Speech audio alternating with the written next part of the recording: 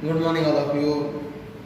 In previous part, we read about the central government.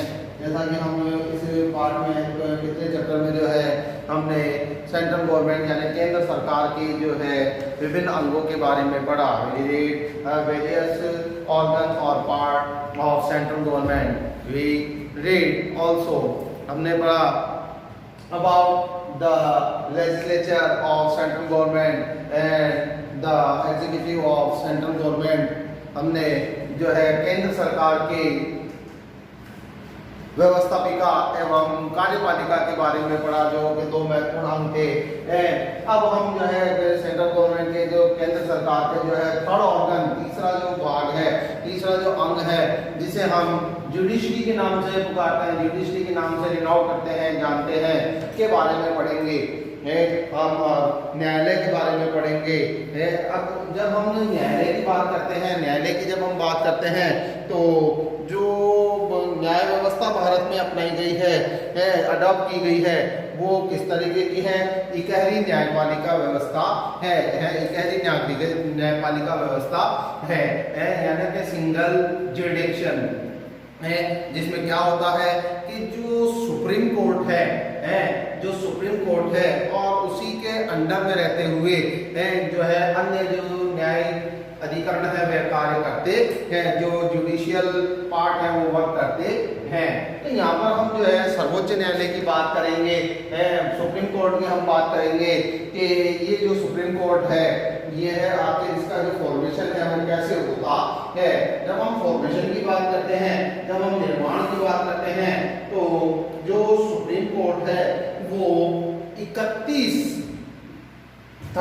जजेस 31 जजेस यानी कि 31 न्यायाधीशों से मिलकर बनता है. मतलब कि सुप्रीम कोर्ट का जो निर्माण है, सुप्रीम कोर्ट जो है, सुप्रीम कोर्ट का जो फॉर्मेशन है वो 31 जजेस से होता है. 31 न्यायाधीशों से मिलकर जो है सर्वोच्च न्यायालय का निर्माण होता है. अगर हम स्टार्टिंग की बात करें, ये तो देखें कि ये जो 31 न्यायाधीशों का जो प्रावधान है जिसमें एक चीफ जस्टिस भी इंक्लूड है, जिसमें एक मुख्य न्यायाधीश भी सम्मिलित है, ये जो प्रावधान है, ये जो प्रोविजन है, ये 2000 यानी कि 2000 में दिया गया है.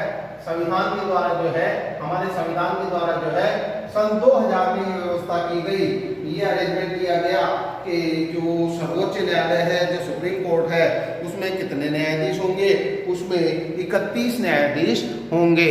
अब यह जो 31 न्यायाधीश हैं, ये 31 जो न्यायाधीश हैं, इनमें एक मुख्य न्यायाधीश भी होगा. मतलब एक मुख्य न्यायाधीश के साथ मिलकर और जो न्यायाधीशों की संख्या है वो कितनी हो जाती है, 31 हो जाती है.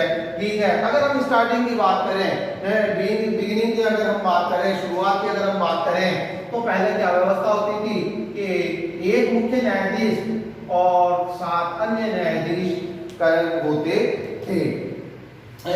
यहाँ पर हम देख रहे हैं कि जो है एक मुख्य न्यायाधीश, 1 chief justice and 7 other justice include है, सम्मिलित किए जाते थे इसमें. तो यहाँ पर बात हो रही है सर्वोच्च न्यायालय में. ठीक है. अब हमने यहाँ पर देख लिया है, पहली चीज हमारी 1 नंबर का क्वेश्चन अक्सर जो बनता है कि कितने जज होते हैं. तो यहाँ पर हम देख लेते हैं कि 31 जजेस, 31 जो है न्यायालय में जो है न्यायाधीश होते हैं, जिनमें की मुख्य न्यायाधीश भी सम्मिलित होता है. ठीक है. हमने ये तो देख लिया कि ये जो है जजेस जो है ये होते हैं, 31 जो है न्यायाधीश होते हैं. लेकिन अब जो हमारे सामने प्रश्न खड़ा होता है अगर वो ये खड़ा होता है कि आखिर इनको जो है कौन नियुक्ति देता है, हु अपॉइंट द जजेस. देन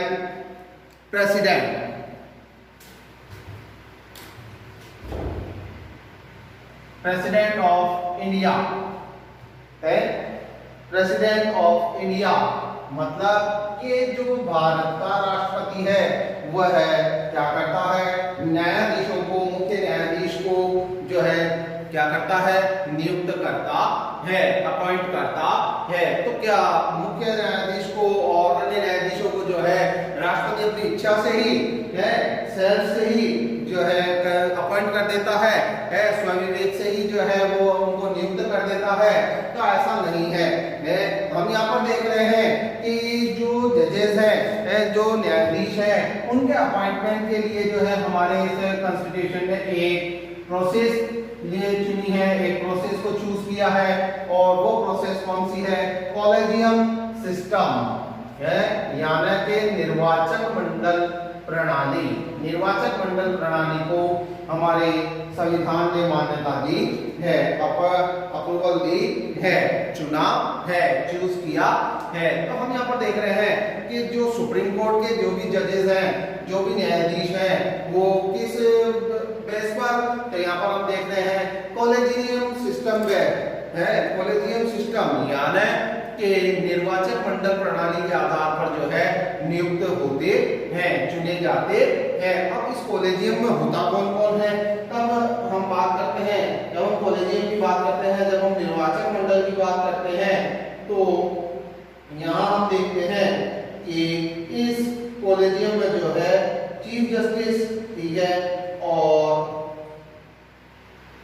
अदर जज जो सुप्रीम कोर्ट के जजेस हैं वो इंक्लूड होते हैं। यहाँ पर एक बार देखने में भाई थोड़ी सी मिस्टेक हो रही है, 31 जजों का ये जो निर्वाचक जो व्यवस्था है वो 2000 में नहीं 2008 में की गई है भाई, 2008 में इसकी व्यवस्था की गई है। 2008 से ये फैसिलिटी की गई है कि जो सुप्रीम कोर्ट में जो जजों की काउंटिंग होगी, जो जजों की संख्या होगी वो कितनी होगी, वो 31 होगी, ठीक है। अब हम यहाँ पर देखते हैं कि जो कॉलेजियम है, जो तो निर्वाचक मंडल है, उनमें कौन सम्मिलित होता है, तो यहाँ पर देखा जा रहा है, यहाँ देखने को मिल रहा है कि एक चीफ जस्टिस और अदर जजेस जो है वो क्या करते हैं, वो प्रेसिडेंट को एडवाइस करते हैं, वो राष्ट्रपति को सलाह देते हैं कि किस व्यक्ति को जो है न्यायाधीश बनाया जाए, ठीक है। इसके अंदर जो है सीनियरिटी को भी काउंट किया जाता है, इसमें जो है सीनियरिटी को भी काउंट किया जाता है, इसमें जो है जो हमारे यूं कहते हैं इसको कि अनुभव है, अनुभव जिसको हम बोल सकते हैं, उसको भी सम्मिलित इसमें किया जाता है। जब बात आती है रिमूवल की, न्यायाधीशों को हटाने की, न्यायाधीशों के पद को पद से हटाने की, तो यहाँ पर हम देखते हैं कि जो न्यायाधीश हैं, जो मुख्य न्यायाधीश हैं और अन्य न्यायाधीश हैं, उन्हें किस मेथड से, इम्पीचमेंट, बाय द इम्पीचमेंट है, महाभियोग के द्वारा हटाया जा सकता है। लेकिन ये कब होता है, देखें कि वैसे तो जो है इनकी जो है एज फिक्स की गई है कि 65 ईयर की एज में है, 65 वर्ष की आयु में जो व्यक्ति है वह क्या होता है, रिटायर होता है, कार्यमुक्त होता है, अपने पद के कर्तव्यों से मुक्त होता है। 65 वर्ष की आयु में ऐसा होता है। लेकिन अगर मान लो कि कोई भी न्यायाधीश है, सच एंड सच अगर मान लो कि जो चीफ जस्टिस है अगर वो इनकेपेबल हो, यानी कि अयोग्य हो, ठीक है, अयोग्य हो, और अगर मान लो कोई किसी मिसकंडक्ट यानी कि अवैधानिक कार्यों में संलिप्त हो, है कि वह अपने कर्तव्यों का जो है पालन ठीक ढंग से नहीं कर पा रहा हो, ऐसी स्थिति में उसको क्या किया जा सकता है, उसको उसके पद से इम्पीचमेंट इम्पीचमेंट के मेथड से कैसे इम्पीचमेंट के मेथड से यानी महाभियोग के तरीके से जो है हटाया जा सकता है। अब ये जो महाभियोग है ये कौन लाता है, ये इम्पीचमेंट जो है वो की प्रोसेस को कौन करता है, तो यहाँ पर हम देख रहे हैं both the houses of parliament, both the houses of parliament यानी कि संसद के दोनों सदन है, लोकसभा एंड राज्यसभा, लोकसभा और राज्यसभा जो है ये दोनों सदन मिलकर क्या करते हैं, मुख्य न्यायाधीश पर जो है, चीफ जस्टिस पर जो है इम्पीचमेंट की प्रोसेस को स्टार्ट करते हैं। अब उसके लिए इनको क्या चाहिए होता है, तो यहाँ पर देख रहे हैं कि 2/3 मेजोरिटी है, 2/3 मेजोरिटी, कि दोनों सदनों के 2/3 सदस्य, 2/3 मेंबर्स अगर इस बात को कहे, ठीक है, इस बात का प्रपोजल रखे कि जो चीफ जस्टिस हैं वो ठीक ढंग से प्रॉपर वे में वर्क नहीं कर रहे हैं, तो वो इस चीज के लिए क्या करेंगे, वो इस चीज 2/3 जो बहुमत वाले सदस्य हैं, 2/3 बहुमत जो है, अगर राष्ट्रपति को इस बात के लिए कहे कि जो मुख्य न्यायाधीश है वह ठीक ढंग से कार्य नहीं कर रहा है, तो राष्ट्रपति के द्वारा क्या किया जा सकता है, मुख्य न्यायाधीश को उसके पद से मुक्त किया जा सकता है। तो यहाँ पर हमने देखा कि जो मुख्य न्यायाधीश है वैसे तो जो है 65 वर्ष की आयु में 65 वर्ष की आयु में जो है अपने पद से मुक्त होता है।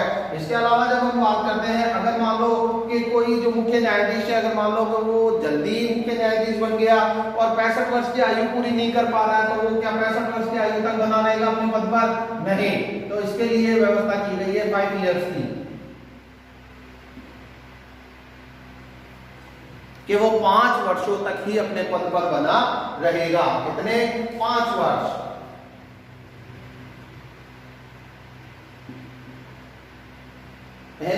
अगर जैसे मान लो कि कोई सच एंड सच पर्सन है, अगर वो 15 ईयर है, यानी कि 50 साल की जो है आयु में ही मुख्य न्यायाधीश बन गया, 50 साल की आयु में या 55 साल की आयु में ही मुख्य न्यायाधीश बन गया, तो क्या वो 65 वर्ष तक की आयु पूर्ण करने तक तो अपने पोस्ट पर रहेगा? तो ऐसा नहीं है। उसमें भी क्या कंडीशन दी गई है? 5 इयर्स है, कि वो केवल 5 वर्षों तक ही जो है अपने पद पर बना रहेगा। ठीक है। अब एक चीज और निकल कर आती है यहाँ पर कि क्या ये जरूरी है, एक मैंडेटरी है, क्या ये जरूरी है कि जो मुख्य न्यायाधीश बना है वो 65 वर्ष की आयु तक या 5 वर्ष के अपने कार्यकाल तक बना रहेगा? तो एक चीज तो हमने देख ली कि भाई इसको अगर मान लो वो मिसकंडक्ट करता है, कार्यों को ठीक ढंग से नहीं करता है, तो उस पर जो है इम्पीचमेंट का प्रोसेस हम लागू कर सकते हैं, अप्लाई कर सकते हैं, महाभियोग की प्रक्रिया को हम लगा सकते हैं। लेकिन अगर मान लो कि मुख्य न्यायाधीश को ये लगे कि भाई मेरे को तो जो है कर्तव्य पालन नहीं हो रहा है मुझसे, तो वो क्या कर सकता है? वॉलेंट्री रिटायरमेंट, यानी कि समय से पूर्व भी वह अपने पद से मुक्त हो सकता है, कर्तव्यों से मुक्त हो सकता है, कर्तव्यों से क्या हो सकता है? मुक्त हो सकता है। वॉलंटरी रिटायरमेंट की भी उसके लिए जो है फैसिलिटी हमारे कॉन्स्टिट्यूशन ने दी है। तो यहाँ पर हम देख रहे हैं कि जो चीफ जस्टिस है वो 3 तरीकों से 3 मेथड से जो है अपने पोस्ट से क्या कर सकता है? रिजाइन कर सकता है, अपने पद को छोड़ सकता है। अब हम बात करते हैं कि भाई क्वालिफिकेशन की जब बात आती है, योग्यताओं की जब बात आती है, तो बहुत सिंपल सी है इनकी भी क्वालिफिकेशन, कि वही चीज है। सबसे वेरी फर्स्ट जो आ रहा है कि वह भारत का नागरिक होना चाहिए, सबसे पहले चीज क्या आ रही है? he should be a citizen of India, है कि वह भारत का क्या होना चाहिए? नागरिक होना चाहिए। ठीक है, भारत का नागरिक तो वो होगा। अब और क्या उसमें जो है क्वालिफिकेशन होनी चाहिए, क्या क्वालिटीज होनी चाहिए? तो यहाँ पर आ रहा है he should have worked as a judge in a high court or 2 or more than 2 courts for constitution period।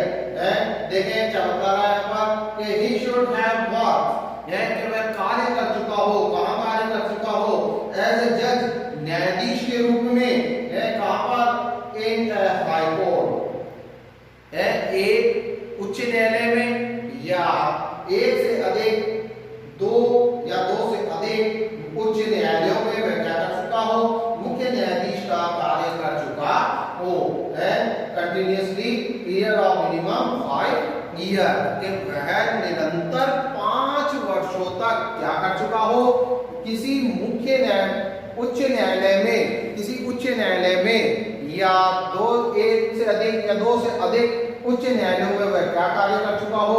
मुख्य न्यायाधीश का कार्य कर चुका हो। इसके अलावा और क्या क्वालिफिकेशन दी जा रही है इसकी? तो यहाँ पर देखें एक क्वालिफिकेशन और दी जा रही है, he should be an advocate in any high court or other court for continuous period of 10 here है कि अब वही प्रोसेस वापस आ रही है, वही प्रोसेस वापस आ रही है यहाँ पर है कि या तो वो क्या हो कि पहली चीज में तो हमने देखा, फर्स्ट कंडीशन में तो हमने देखा, फर्स्ट कंडीशन में तो हमने देखा कि वो 5 ईयर के लिए क्या होना चाहिए,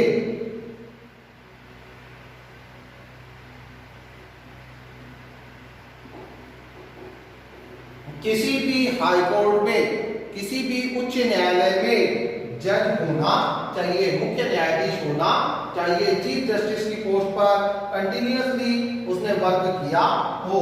और सेकेंडली यहाँ पर उसकी कंडीशन क्या आ रही है कि कंटिन्यूअसली 10 इयर्स,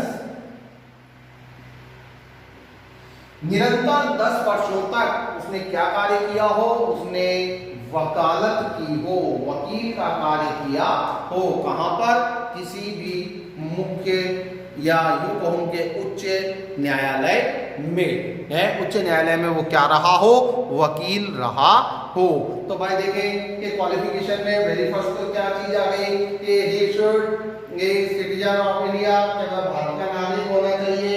और उसके बाद में दूसरी क्वालिफिकेशन उसकी क्या आ गई कि he should work as a judge in a high court or two more than 2 courts, है 2 या 2 से अधिक उच्च न्यायालयों में वह क्या कर चुका हो, कार्य कर चुका हो। इसके अलावा वही चीज वापस आ रही है कि he should work as an advocate है इन हाई कोर्ट के है जो है उच्च न्यायालय में क्या कर चुका हो, निरंतर 10 वर्षों तक वकालत कर चुका हो। तो ये इसकी क्वालिफिकेशन हो गई, ठीक है। अब यहाँ पर हम बात करते हैं सैलरी की, वेतन की। जब हम बात करते हैं वेतन की, जब हम बात करते हैं तो चीफ जस्टिस का जो चीफ जज है, जो मुख्य न्यायाधीश है, उसका वेतन कितना होता है, 1 लाख। और अन्य जो न्यायाधीश हैं उनका वेतन कितना होता है, 90,000, ठीक है। और क्या था, पर मंथ यानी कि प्रति माह। अब देखिए वेतन की जहां पर बात आती है तो वेतन में जो है चेंजेस होते रहते हैं, चेंजेस होते रहते हैं, इनके अंदर परिवर्तन होते रहते हैं। बट अकॉर्डिंग टू और हमारे पुस्तक के अनुसार तो यहाँ पर क्या बताया जा रहा है कि मुख्य न्यायाधीश का जो वेतन है वह 1 लाख होता है। और उसके साथ अन्य जो न्यायाधीश होते हैं उनका जो वेतन है वह 90,000 रुपए प्रति माह का होता है। मुख्य न्यायाधीश का वेतन कितना होता है, 1 लाख। और अन्य न्यायाधीशों का जो वेतन है वो कितना, 90,000 रुपए होता है, 19,000 है। तो यहाँ पर अब हम बात करते हैं हेडक्वार्टर की। हम देख रहे हैं कि जो हमारे सर्वोच्च न्यायालय है वो कहाँ स्थित है। भाई देखें कि सर्वोच्च न्यायालय है, न्याय की सबसे बड़ी संस्था है, सेंट्रल जो है जुडिशरी है, केंद्रीय न्यायालय है। तो अकॉर्डिंग टू आर्टिकल 130 अनुच्छेद 130 के अनुसार भारत का जो मुख्य न्यायालय है वो कहां पर है, दिल्ली। दिल्ली में जो है हमारे सर्वोच्च न्यायालय का मुख्यालय स्थित है। तो बस देखिए अगर हमको सुप्रीम कोर्ट देखना है, सुप्रीम कोर्ट जाना है तो हमें कहाँ जाना होगा, हमें दिल्ली जाना होगा, ठीक है। अब हम इसके पावर एंड फंक्शन की बात करते हैं। पावर एंड फंक्शन की बात करते हैं, कार्यों एवं शक्तियों की जब हम बात करते हैं तो जो हमारे सर्वोच्च न्यायालय की, सुप्रीम कोर्ट की जो पावर्स हैं या जो फंक्शंस हैं उनको क्या किया गया है, उनको अकॉर्डिंग टू स्टडी है, अपने अध्ययन के अनुसार डिवाइड किया गया है। अलग अलग पार्ट में जो है इसको विभाजित किया गया है, अलग अलग भागों में जो है इसे विभाजित किया गया है। कैसे विभाजित किया गया है, तो यहाँ पर सबसे पहला पार्ट इसका आ रहा है ओरिजिनल जुडिक्शन यानी कि मूल न्यायाधिकार, मूल न्यायाधिकार क्षेत्र भी हम इसको कह सकते हैं। मूल न्यायाधिकार क्षेत्र की जब हम यहाँ पर बात करते हैं तो इसको फिर से क्या किया जाता है, इसको फिर से जो है 2 पार्ट में डिवाइड कर दिया जाता है। 2 पार्ट में इसको जो है डिवाइड कर दिया जाता है, 2 भागों में इसे विभाजित कर दिया जाता है। अब ये 2 भाग कौन कौन से हैं, ओरिजिनल सिंगल जुडिक्शन यानी कि वास्तविक एकल न्यायाधिकार क्षेत्र। सबसे पहला कौन सा आ रहा है, मूल एकल न्यायाधिकार क्षेत्र, ओरिजिनल सिंगल जुडिक्शन यानी कि मूल एकल न्यायाधिकार क्षेत्र, ठीक है। और दूसरा कौन सा आ रहा है, ओरिजिनल कंसर्न, यानी कि मूल संवर्ती न्यायाधिकार क्षेत्र। अब देखो भाई मूल एकल में और मूल संवर्ती में क्या डिफरेंस है, तो इसको हम पढ़ के समझने की कोशिश करेंगे। यहाँ पर original single judicial refer to those dispute which can be heard only by the supreme court, यानी कि जो मूल एकल न्यायाधिकार है, ये वो मामले हैं, ये वो मैटर्स हैं जिनको क्या किया जाता है, केवल सर्वोच्च न्यायालय के द्वारा सुना जाता है। केवल कौन सुन सकता है, सर्वोच्च न्यायालय है। सर्वोच्च न्यायालय में ही इन मामलों को ले जाया जा सकता है। अगर कहीं पर भी इनमें क्या नहीं हो सकता है, न्याय की उम्मीद नहीं होती है, ठीक है। अब जैसे कैसे हो गया, dispute between the government of India and one और मोर स्टेट गवर्नमेंट के, जैसे मान लो कि भारतीय सरकार, भारतीय सेंट्रल गवर्नमेंट, ठीक है, भारत की केंद्र सरकार और एक या एक से अधिक, अगर मान लो राज्यों के बीच है, एक या एक से अधिक राज्यों के बीच अगर मान लो क्या हो कि अगर कोई किसी तरीके का विवाद हो, तो उसे सुनने का, उसे सुलझाने का जो कार्य है वो किसके द्वारा किया जाएगा, वो सुप्रीम कोर्ट के द्वारा किया जाएगा। है आज जैसे मान लो कि सेंट्रल गवर्नमेंट है, ठीक है, सेंट्रल गवर्नमेंट है, केंद्र सरकार है, और हमारी स्टेट गवर्नमेंट है, राजस्थान सरकार है, इनके बीच में अगर किसी तरीके का कोई विवाद होता है, डिस्प्यूट होता है, तो यह मामला फिर कहां पर जाएगा, यह मामला जुडिक्शन के लिए, न्याय के लिए, जस्टिस के लिए जो है सुप्रीम कोर्ट में जाएगा, सर्वोच्च न्यायालय में जाएगा। Dispute between the government of India and any state और यूनियन एंड वन और मोर स्टेट, ठीक है, वही चीज वापस यहाँ पर दोहराई जा रही है कि भारत सरकार और एक या एक से अधिक राज्यों अथवा केंद्र शासित प्रदेशों के बीच में अगर मान कोई विवाद हो, डिस्प्यूट बिटवीन टू और more than two state regarding constitutional subjects है। तो आप देखिए एक चीज और यहाँ पर बतलाई जा रही है, किससे जुड़े मामले, तो यहाँ पर एक या एक से अधिक राज्यों के बीच अगर मान लो कोई संवैधानिक मामलों को लेकर, संवैधानिक है, कॉन्स्टिट्यूशनल मैटर्स को लेकर अगर कोई डिस्प्यूट होता है, तो उसे सुलझाने का काम कौन करेगा, सुप्रीम कोर्ट करेगा। तो यहाँ पर हम देख रहे हैं कि ये तो ओरिजिनल सिंगल जुडिक्शन हो गया, ठीक है, इसका एकल समवर्ती जो है एकल न्यायाधिकार क्षेत्र हो गया, जिसमें हमने देखा कि ये कौन कौन से वर्ग करता है। तो यहाँ हम देख रहे हैं कि जो सर्वोच्च न्यायालय है वह केंद्र सरकार एवं राज्यों अथवा केंद्र शासित प्रदेशों में के बीच होने वाले मामलों को सुलझाता है। इसके अलावा एक या एक से अधिक राज्यों के बीच अगर कोई संवैधानिक मामला हो, संवैधानिक विवाद हो, तो उसे सुलझाने का काम भी कौन करता है, सर्वोच्च न्यायालय करता है। अब यहाँ पर हम देखने की कोशिश करेंगे ओरिजिनल कंसर्न, यानी कि मूल संवर्ती क्षेत्र, मूल संवर्ती क्षेत्र। Both the Supreme Court and the High Court have been given the right to implement the fundamental right provided by the Constitution।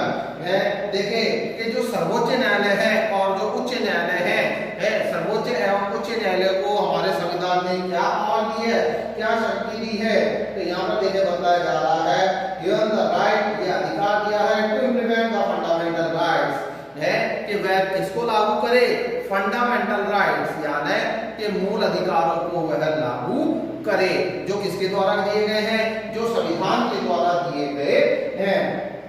Therefore, dispute regarding the fundamental rights, अगर मूल अधिकारों को लेकर कोई किसी तरीके का विवाद होता है, डिस्प्यूट होता है, तो यहाँ पर क्या बताया जा रहा है, तो देखें firstly present in the high court, तो वह पहले उच्च न्यायालय में प्रस्तुत होगा, then can directly be presented in front of the Supreme Court if required, कि अगर आवश्यकता हुई तो इसे फिर कहां ले जाया जाएगा, सीधे ही सर्वोच्च न्यायालय में ले जाया जाएगा। तो एक सिंपल सी चीज यहाँ पर आ रही है, एक साधारण सी बात हम यहाँ पर देख रहे हैं कि जो ओरिजिनल सिंगल है, ओरिजिनल सिंगल जुरिडिक्शन है, ओरिजिनल सिंगल जुरिडिक्शन है, यानी कि जो मूल एकल न्यायाधिकार क्षेत्र है उसमें तो क्या हो रहा है, जो सर्वोच्च न्यायालय है, केवल सर्वोच्च न्यायालय के द्वारा क्या किया जा रहा है, स्टेट और सेंट्रल गवर्नमेंट यानी केंद्र सरकार और राज्य सरकार के विवादों को निपटाया जा रहा है, डिस्प्यूट को ये जो है जस्टिफाई कर रहे हैं। और उसके बाद में अगर हम बात करें तो यहाँ पर क्या देखने को मिल रहा है कि यह स्टेट के बीच में, अगर मान लो कि राज्यों के बीच में कोई डिस्प्यूट हो जाए, कोई विवाद हो जाए, तो उसे सुलझाने का काम ये करते हैं, ठीक है। और ओरिजिनल का कंसर्न में हम क्या देख रहे हैं, हम मूल सम्मति में क्या देख रहे हैं कि राइट्स को लेकर, फंडामेंटल राइट्स को लेकर, मूल अधिकारों को लेकर अगर कोई विवाद हो तो उसे फिर क्या किया जाता है, या तो उसे उच्च न्यायालय में, हाई कोर्ट में, या सीधे ही सर्वोच्च न्यायालय में ले जाया जा सकता है, ठीक है। या तो पावर ये चीज हो गई, ठीक है, ओरिजिनल जुरिडिक्शन हो गया। अब यहाँ पर हम देख रहे हैं एप्लीकेट जुरिडिक्शन।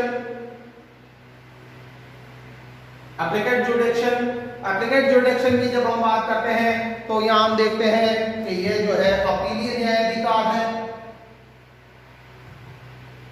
अपीलीय न्यायाधिकार है, जिसको कितने पार्ट में, 4 पार्ट है, 4 भागों में, 4 कैटेगरी में जो है डिवाइड किया गया है।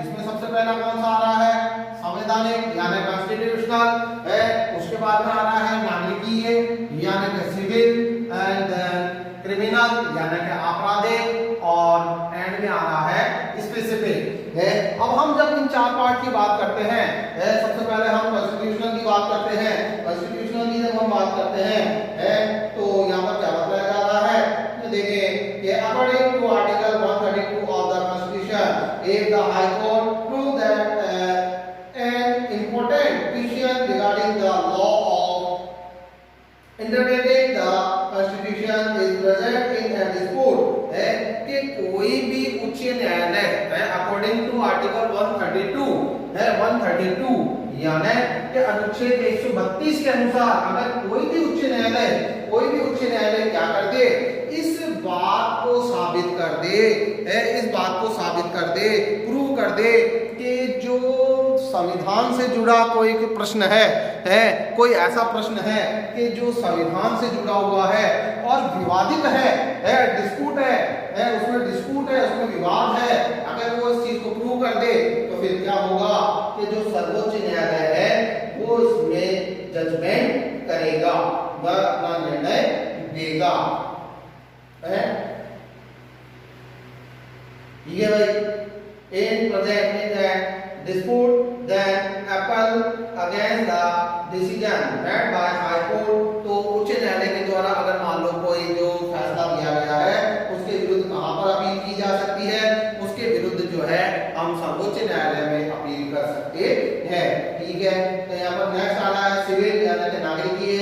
in the beginning the constitution provide in this context that in the Supreme Court only such cases from the High Court could be heard, है कि आरंभ में क्या किया गया था, तो यहाँ पर देखिए बताया जा रहा है provide in this context, इस संदर्भ में बात कही गई that in the Supreme Court, ये सर्वोच्च न्यायालय में only such cases, केवल वही मामले from the High Court, कहाँ से, उच्च न्यायालय से, could be heard, सुने जा सकते हैं, in which the dispute amount is more than 20,000 rupees, है कि जिसमें विवाद का मामला कितना हो, 20,000 से अधिक का हो। कि मतलब मान लो पैसे के लेन देन में अगर मान लो कोई मामला आ जाता है तो उसमें ये व्यवस्था की गई कि अगर 20,000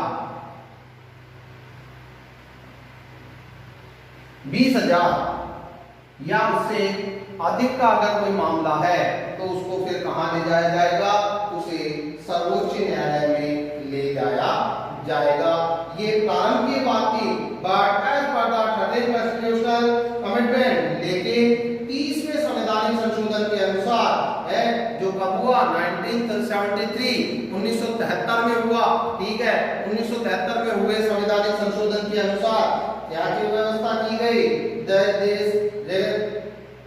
restriction of limit of amount 20,000 has been removed, and this has been provided that all such civil cases can be presented in the high court. है कि एक मतलब कि 20,000 की जो ये लिमिट थी, 20,000 की ये जो सीमा थी, इसको क्या कर दिया गया, इस 20,000 की सीमा को है वर्ष 1973 में समाप्त कर दिया गया, एंड कर दिया गया। और फिर क्या व्यवस्था कर दी गई कि रुपए पैसे के लेन देन से जुड़े हुए जितने भी मामले हैं वह सर्वोच्च न्यायालय में ले जाए जा सकेंगे। ठीक है, अब क्रिमिनल्स में आते हैं हम, यहाँ पर आपराधिक मामलों की जब हम बात करते हैं तो यहाँ पर देखिए बताया जा रहा है in the supreme court Apple can be made against the decision of high court, यानी उच्च न्यायालय में की गई अपील के विरुद्ध हम क्या कर सकते हैं, सर्वोच्च न्यायालय में जा सकते हैं। कि अगर हमको ये चीज लगे कि जो है उच्च न्यायालय में हमें न्याय प्राप्त नहीं हो रहा है और हमें सर्वोच्च न्यायालय जाना चाहिए, तो हम ऐसा कर सकते हैं।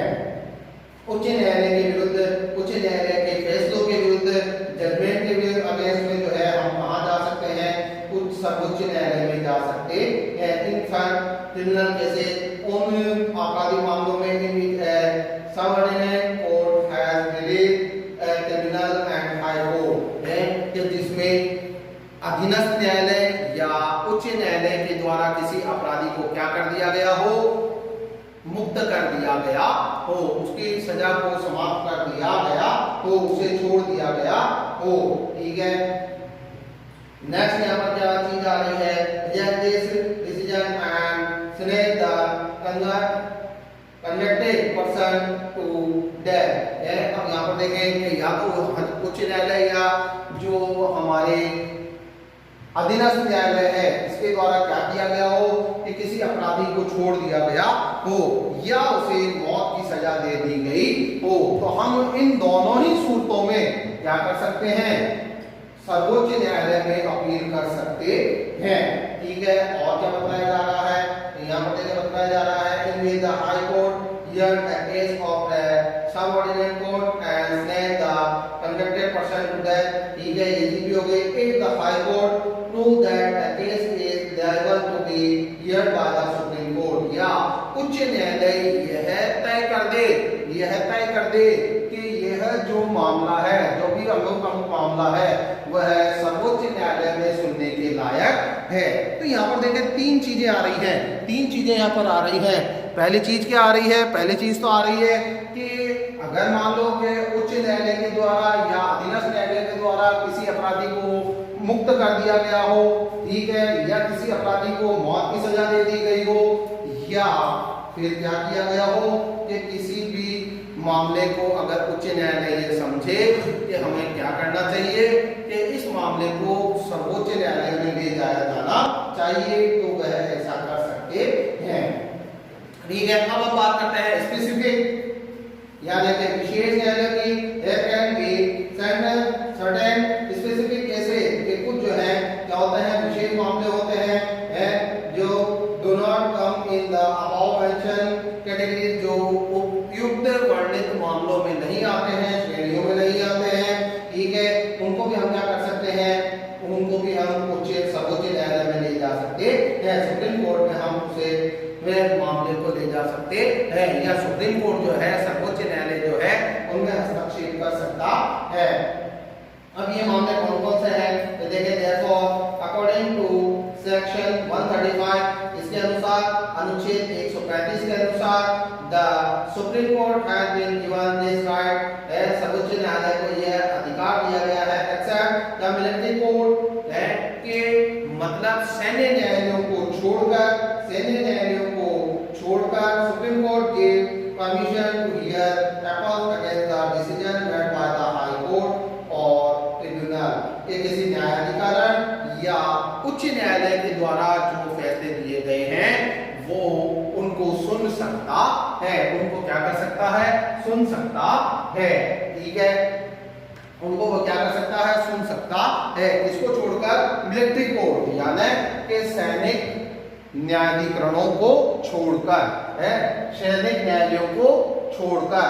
अब नेक्स्ट आ रहा है यहाँ पर advisory judiciary jurisdiction according to article 143 है कि अनुच्छेद 143 के अनुसार क्या बता रहा है कि अगर हमारा प्रेसिडेंट ये फील करे है, अगर हमारा प्रेसिडेंट जो है वो ये फील करे, ये महसूस करे कि उसको जो है सजेशन चाहिए है, सजेशन चाहिए, उसे एडवाइस चाहिए, उसे सलाह चाहिए, उसे सुझाव चाहिए किस मामले में है, तो in the matter of judiciary, न्याय के मामले में, देन फिर जो चीफ जस्टिस है, जो सर्वोच्च न्यायालय का मुख्य न्यायाधीश है, वो क्या कर सकता है, राष्ट्रपति को सलाह मांगने पर उसे एडवाइस दे सकता है, उसे सलाह दे सकता है। तो ये उसका कौन सा राइट हो गया, एडवाइजरी जुडिक्शन हो गया, ठीक है। कोर्ट ऑफ रिकॉर्ड यानी कि अभिलेखीय न्यायालय, ये थोड़ा सा इंपॉर्टेंट टॉपिक आता है हमारे यहाँ पर, ठीक है। अकॉर्डिंग टू आर्टिकल 129 है, अनुच्छेद 129 के अनुसार है, जो किसको दिया गया है, प्रोवाइड द सुप्रीम कोर्ट, जो सर्वोच्च न्यायालय को दिया गया है, और ये किस रूप में दिया गया है, status of the court of report है, जो भारतीय संविधान का अनुच्छेद 129 है, वो हमारे सर्वोच्च न्यायालय को कैसी परिस्थिति को प्रदान करता है, कैसी परिस्थिति देता है। तो यहाँ पर हम देख रहे हैं कि यह उसे अभिलेखीय न्यायालय की परिस्थिति देता है। अब ये अभिलेखीय न्यायालय क्या है, तो यहाँ पर हम देख रहे हैं, देखें, there are two application of the court of record है, यहाँ पर देखें कि देयर आर टू एप्लीकेशंस, यानी कि दो जो है परिस्थितियां होती हैं जिसकी कोर्ट ऑफ रिकॉर्ड अभिलेखीय न्यायालय की फर्जी the decision of this court will be regarded as proof है कि इस न्यायालय के द्वारा, सर्वोच्च न्यायालय के द्वारा जो न्याय दिया गया है या जो फैसले दिए गए हैं उन्हें एज ए प्रूफ यानी कि सबूत के तौर पर हम क्या कर सकते हैं, यूज में ले सकते हैं, प्रयोग में लिए जा सकते हैं। Everywhere, कहीं पर भी, and in case of they are presented in any court, no question regarding their authority will be void.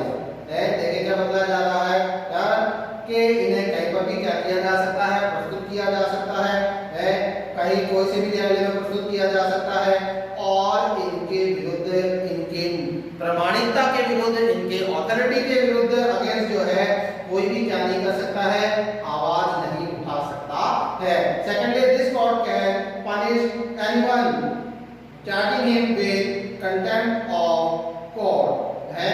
Secondly, दूसरे में क्या होता है, दिस कोर्ट कैन पनिश, कि ये जो न्यायालय है ये सजा दे सकता है, किस व्यक्ति को सजा दे सकता है, एनीवन चार्जिंग हिम, कोई भी उस पर अपराध लगाकर, कोई भी उस पर मामला लगाकर है, विद कंटेम्प्ट ऑफ कोर्ट है, किसी भी मामले में अगर मान लो वह कोई मान लो कि जो है न्यायालय के द्वारा दिए गए फैसलों के विरुद्ध जाता है या उसको मानने से जो है इनकार करता है, तो सर्वोच्च न्यायालय को ये राइट दिया गया है कि वह कोर्ट की अवमानना, न्यायालय की अवमानना है, कंटेम्प्ट ऑफ कोर्ट यानी कि न्यायालय की अवमानना, यानी कि न्यायालय की बात को नहीं मानने की बात लगाते हुए वह क्या कर सकता है, उस पर मामला दर्ज कर सकता है, उस पर कोर्ट में कार्यवाही हो सकती है, ठीक है। इसके अलावा यहाँ पर दिया जा रहा है प्रोटेक्शन ऑफ फंडामेंटल राइट है, कि अगर मान लो कोई भी किसी भी तरीके का अगर मान लो कि न्यायालय के को ये लगे कि जो है अधिकारों का अतिक्रमण हो रहा है, हनन हो रहा है, तो वह क्या कर सकता है, वह इनके मामलों को सुन सकता है। इसके अलावा संवैधानिक जो है गार्जियन ऑफ द कॉन्स्टिट्यूशन, यानी कि यह जो है संविधान का संरक्षक होता है। पावर ऑफ जुडिशियल रिव्यू, जिसको हम न्यायिक पुनरावलोकन की शक्ति का नाम देते हैं, ठीक है। हमारा ये चैप्टर क्लोज हो गया है। किसी चीज की अगर नहीं समझ में आती है तो आप पूछ सकते हैं। धन्यवाद।